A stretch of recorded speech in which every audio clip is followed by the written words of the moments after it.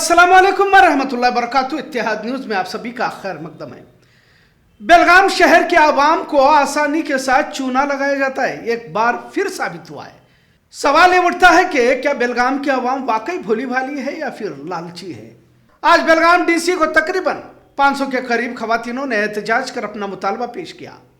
इससे पहले भी उन्होंने दिया था। बहरहाल हासिल इत्तला के मुताबिक घर बैठे मोमबत्ती और अगरबत्ती की पैकिंग करके आसानी से रुपए कमाने की स्कीम शोलापुर के एक शख्स ने निकाली और इसका बाकायदा दफ्तर भी शिवाजी नगर में कायम किया था।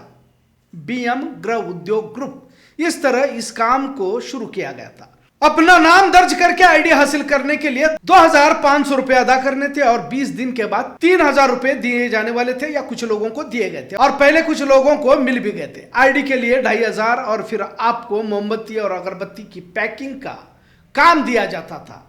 मतलब ये रुपए ऑटो रिक्शा में मोमबत्ती और अगरबत्ती के जो चीजें थी उसे पहुंचाने के लिए वगैरह इस तरह की बातें बताई गई, जिसके लिए 20 दिन का वक्त दिया जा रहा था और फिर 3000 अदा भी किए जा रहे थे।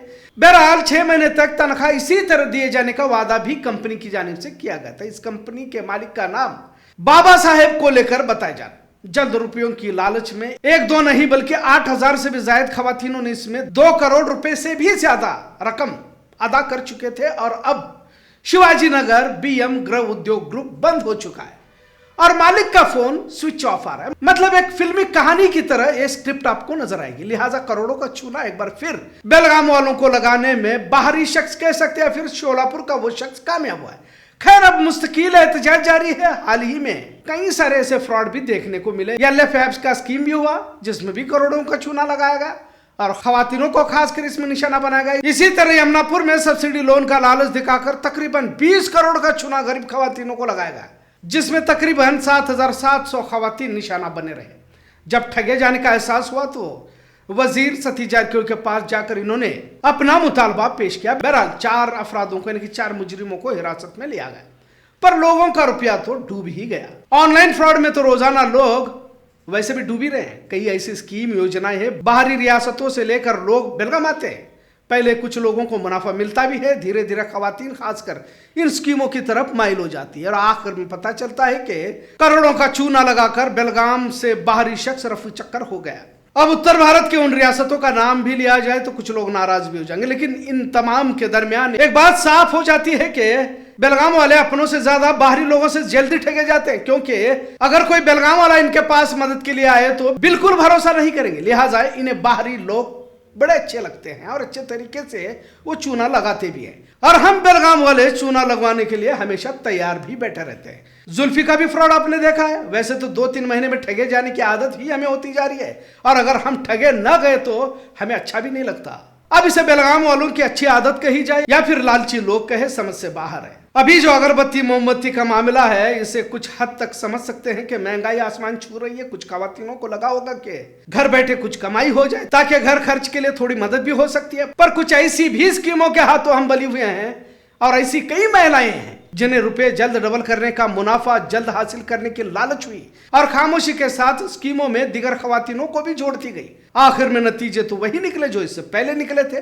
लेकिन एक बात तो बेलगाम वालों की माननी पड़ेगी कि बाहरी लोगों के हाथों ठगे जाने में किसी तरह की कसर नहीं छोड़ते, इन्हें मजा आता है। आज इस मौजू के पीछे का मकसद ये कि हम अपनों पर भरोसा कम और दूसरों पर ज्यादा करते हैं और अगर बाहर के लोग हों तो उन पर तो हम आंखें बिछा देते हैं। आज मोमबत्ती अगरबत्ती पैकिंग का काम देने के बहाने तकरीबन 8000 से भी ज्यादा महिलाओं को ठगा जा चुका है और करोड़ों का चूना भी बड़ी आसानी से लगाया जा चुका है। पर सवाल यही उठता है कि बार बार बेलगाम वाले ठगे क्यों जाते हैं। कोई भी आसानी से मुनाफा दिखाता है और हम उनकी बातों में आसानी से आ जाते हैं।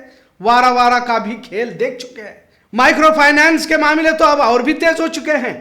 ऐप के फ्रॉड से शायद ही कोई बचा हो। डिजिटल बैंकिंग के जरिए रुपया लूटने की वारदातें भी इसी बेलगाम में बढ़ती जा रही है। लिहाजा चोरों ने अपना तरीका बदल दिया है तो लोगों में डिजिटल फ्रॉड और इस तरह स्कीमों के जरिए धोखाधड़ी पर बेदारी मुहिम की जरूरत है। यह अलग बात है कि बेलगाम वाले किसी भी मुहिम से सबक नहीं सीखते। बेंगलोर के लोग बेलगाम आकर चूना लगाते हैं। दिल्ली, यूपी, बिहार तो छोड़ो, बाबा साहब को लेकर तो सोलापुर से आता है और एडवांस में 2500 रुपए भी लेता है ऑटो रिक्शा और आईडी की कीमत बताकर और 20 दिन में 3000 और 6 महीने तक तनख्वाह के रुपए अलग से। मतलब आसानी से रुपया कमाने की तरकीब ही तो थी, पर सोलापुर वाला धोखाधड़ी कर फरार हो गया। पुलिस कमिश्नर के पास लोगों ने अपनी फरियाद रखी है। शाहपुर पुलिस थाने में मुकदमा भी दर्ज हुआ है, पर यहाँ के लोग बाज क्यों नहीं आ रहे? और खासकर खवातीनों का रोल इसमें बहुत ज्यादा अहम है। वैसे महिलाओं में लालच का मादा मर्दों के मुकाबले में ज्यादा होता है, ऐसा कहा जाता है, और खवातीन बातों में जल्दी भी आ जाती है, जिसका फायदा फरेबी स्कीम वाले ले लेते हैं। वारा वारा में तो कई खवातीन जिस्म फरोशी तक पहुंचने की बात सामने आई है। यकीनन खर्चा ज्यादा और कमाई कम है, और आज की महंगाई ने तो औरतों को और भी सोचने पर मजबूर जरूर कर दिया है। लेकिन इतना भी जज्बाती है किसी की बातों में ना आए के बजाय फायदे के और भी कर्ज में डूबने लगे। कोई भी जरूरत से ज्यादा मीठी बातें और कम मेहनत में ज्यादा मुनाफे की बातें करने लगे तो समझ लेना कि इसमें नुकसान है। आज के इस मतलबी दुनिया में कौन किसका है? हर कोई अपने मुफाद की खातिर जहां भी मौका मिले अपने रिश्तेदारों का तक गला घोटने में आगे पीछे नहीं होता। तो फिर बाहरी लोग हमारे हमदर्द नहीं बन सकते। कुछ लोगों का फायदा शुरुआत में जरूर हो सकता है, और परिंदों को पकड़ने से पहले कुछ दाने परिंदों को खिलाए भी जाते हैं। बहरहाल हमें समझ लेना चाहिए कि कई लालच के जाल में हम फंस तो नहीं जा रहे। जैसा हमने ऊपर कहा कि बेलगाम वाले रिश्तेदार, दोस्त, अहबाब से ज्यादा बाहर का कोई शख्स इन्वेस्टमेंट की बात करता है तो भरोसा जल्द कर लेते हैं, और जब ठगे जाने की इत्तला होती है तो मजबूरी में खामोश भी बैठना पड़ता है, क्योंकि इसका तस्करा अपनों के सामने भी नहीं कर सकता। क्योंकि जब अपने मदद मांगने के लिए आए थे हमने रुपया तो नहीं दिया था, और अगर ठगे जाने की बात उनके सामने आई तो लोग हंसेंगे। मतलब दर्द को खामोशी से जज्ब कर झूठी मुस्कुराहट बिखरता रहेगा।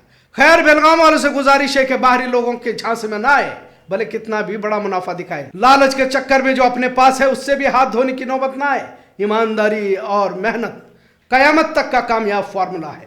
होम इंडस्ट्रीज के नाम पर हजारों महिला ठगे जाने की चर्चा तो हो रही है, पर साथ में बेलगाम वालों को ठगना इतना आसान क्यों है, इसकी भी चर्चा देखी जा रही है। इतना सच। आज का मौजू कैसा लगा इस पर जरूर कमेंट करें। इत्तेहाद न्यूज देखने के लिए शुक्रिया। अल्लाह हाफिज। सुषमा बेटगेरी, आम्हाला महिन्याला 3,000 पेमेंट देतो ह्याच्यामुळं रिक्षा तुम्हाला घरपोच काम देतो म्हणून सांगून आम्हाला रिक्षाचे पैसे म्हणून त्यानं आमच्याकडून कामाचे पैसे म्हणून नाही, रिक्षाचे घर बसल्या आणून द्यायसाठी म्हणून त्यानं 2,500 रुपये घेतलं. म्हणा लागला की दर महिन्याला मीटिंग ठेवणार, त्याचे कंपल्सरी 200 रुपये द्यावे लागतील, आणि ते मीटिंग म्हणजे काय, तुम्हाला काय प्रॉब्लेम आहे काय नाही आहे हे सांगायसाठी म्हणून त्यानं हे असं आम्हाला म्हणजे काय फसवण्याचा एक प्रकार केला. आम्हाला ते लक्षातच आलेलं नाहीये. काहीतरी होतं घरापासून, काहीतरी कोणतरी पुढाकार घेतला असेल ह्यासाठी आम्ही हे असं केलेलं आहे काम. पण हे ना असं करू नये, असं इतक्या बायकांना हे ना फसवेल असं आम्हाला अजिबात वाटलेलं नाहीये. कारण का हे आम्ही जेव्हा निलजीला जेव्हा मीटिंगला गेलो होतो फर्स्ट टाइम, त्यावेळेला तिथं इतक्या बायकांना बघितल्यावर वाटलं आम्हाला की शक्य नाही आहे की इतक्या बायकांना फसवणं, असं आम्हाला वाटलं. त्याच्यामुळे काय बायकांनी करतच गेल्या, त्याच्यामुळे त्याला पण संधी मिळाली जास्त पैसे कमवायची, आणि जास्त पैसे बघून मला वाटतं हा भामटा असा करून पळाला की काय माहिती नाही.